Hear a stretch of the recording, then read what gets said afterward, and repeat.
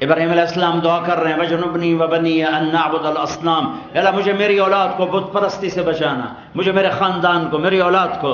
اور اللہ اپنے حبیب سے فرما رہے ہیں انما یرید اللہ لیذھب عنکم الرجس اہل البیت ویطہرکم تطہیرا، اے اہل بیت محمد ہم نے آپ کو پاک کر دیا۔ کیسے پاک کیا ہے؟ میرے حبیب نے کہا، میرے اللہ نے کہا وازواجہ امہاتہم، میرے نبی کی بیویاں تمہاری مائیں ہیں۔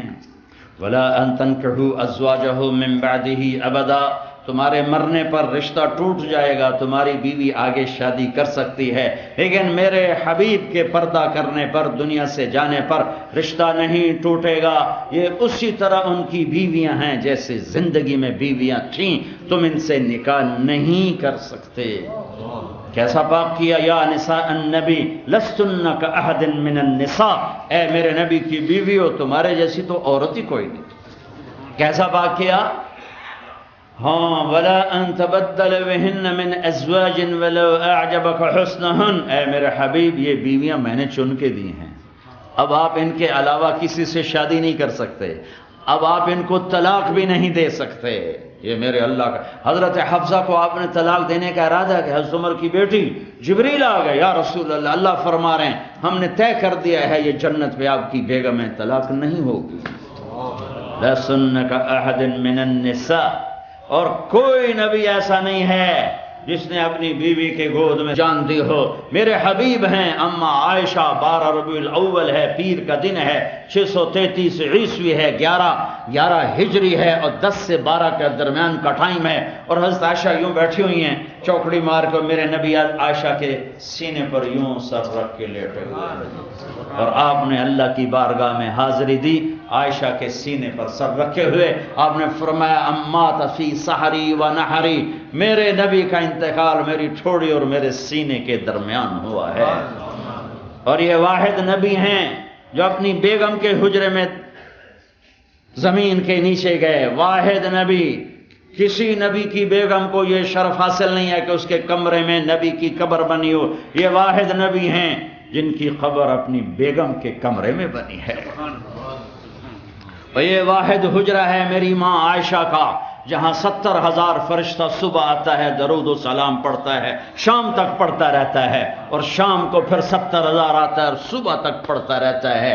اور یہ واحد حجرہ ہے جہاں نبی کے 2 محبوب ترین ساتھی بھی دائیں بائیں سوئے پڑے ہیں۔ ایک دفعہ آپ مسجد میں داخل ہوئے، آپ کے دائیں طرف ابو بکر تھے، بائیں طرف عمر تھے، لوگ سامنے تھے، تو آپ نے لوگوں کو دیکھ کر یوں ان کے ہاتھ پکڑے، ابو بکر کو سیدھا اور عمر کو الٹے ہاتھ سے، فرمایا مجھے دیکھ رہے ہو؟ انہوں نے ایسے دیکھا، کہا ہاکذا نحشر یوم القیامہ، قیامت کے دن ہم تینوں ایسے اٹھائے جائیں گے کہ دائیں طرف ابو بکر ہوگا اور بائیں طرف میرے عمر ہوگا۔ جب ابو بکر کا انتقال ہوا تو انہوں نے وصیت فرمائی کہ مجھے میرے نبی کے پہلو میں دفن کیا جائے، وہ تو باپ تھے۔ تو حضرت عائشہ رضی اللہ تعالیٰ عنہ نے کوئی آبجیکشن نہیں کیا، ٹھیک ہے۔ جب حضرت عمر رضی اللہ تعالیٰ عنہ کو خنجر لگا، خنجر حج سے واپس آ رہے تھے، تو ایک جگہ آرام کے لیے لیٹے، کہنے لگے اللہم کبر سنی ورق عظمی وانتشرت رعیتی فاقبضنی الیک، میرے رب میں بوڑھا ہو گیا ہوں، ہڈیاں کمزور ہو گئی ہیں، حکومت چلانے کی ہمت نہیں ہے، مجھے اپنے پاس واپس بلا لے۔ پہنچے ہیں اور 27 ذوالحج کو خنجر لگا ہے، 29 کو جان گئی، اور یکم محرم کو قبر میں چلے گئے ہیں۔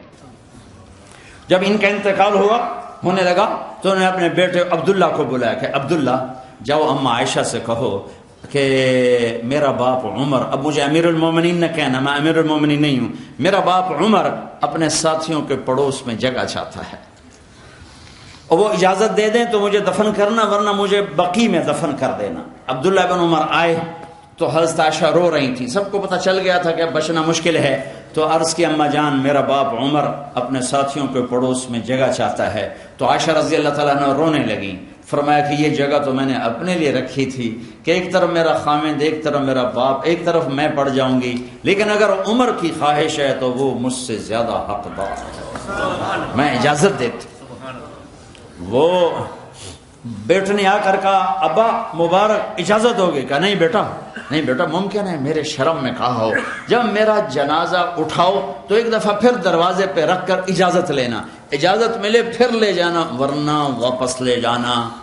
تو موت کے قریب حضرت علی اور حسن آئے حال پوچھنے، تو گھبراہٹ تھی، تو حضرت علی نے فرمایا موت سے ڈر رہے ہو؟ کہا نہیں موت سے نہیں، موت کے بعد والی گھاٹیوں سے۔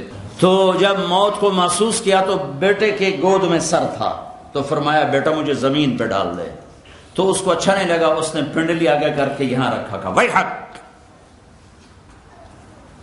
تیرا ناس ہو، میں کیا کہہ رہا ہوں، زمین پہ ڈال دے۔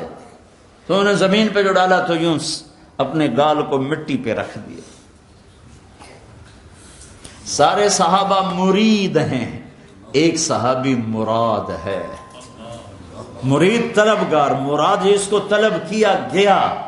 آپ نے کسی کو نہیں اللہ سے مانگا سوائے عمر کے، اے اللہ 2 عمر میں سے ایک دے دے، یا بن ہشام دے دے یا بن خطاب دے دے، اور مجھ سے پوچھتا ہے تو میں ابن خطاب مانگتا ہوں۔ آپ نے جمعہ کی رات جمعرات کی رات کو یہ دعا مانگی اور جمعرات کو عمر کلمہ پڑھ گئے۔ ہاں سارے مرید یہ مراد، اور سر مٹی میں۔ میدان عرفات میں میرے نبی نے فرمایا میرا اللہ میرے تمام صحابہ کو دیکھ کے خوش ہو رہا ہے اور عمر پہ خاص طور پہ خوش ہو رہا ہے۔ تو سر رکھا مٹی میں، وَيْلٌ لَكَ يَا عُمَرْ إِن لَّمْ يَغْفِرْ لَكَ رَبُّكَ، اے عمر تیرے رب نے تجھے معاف نہ کیا تو تو ہلاک ہو گیا۔ جس کے لیے جنت تیار ہے وہ ڈر رہا ہے، مجھے تو پتہ نہیں میرے ساتھ کیا ہونے والا ہے، کیا پتھر دل ہیں، نہ جنت کے شوق ہے نہ جہنم کے خوف۔ اور یہی کہتے کہتے جان نکل گئی۔ جنازہ اٹھا کے دروازے پہ لائے، بیٹے عبداللہ بن عمر آگے بڑھے، کہا اماں جان میرا باپ دروازے پہ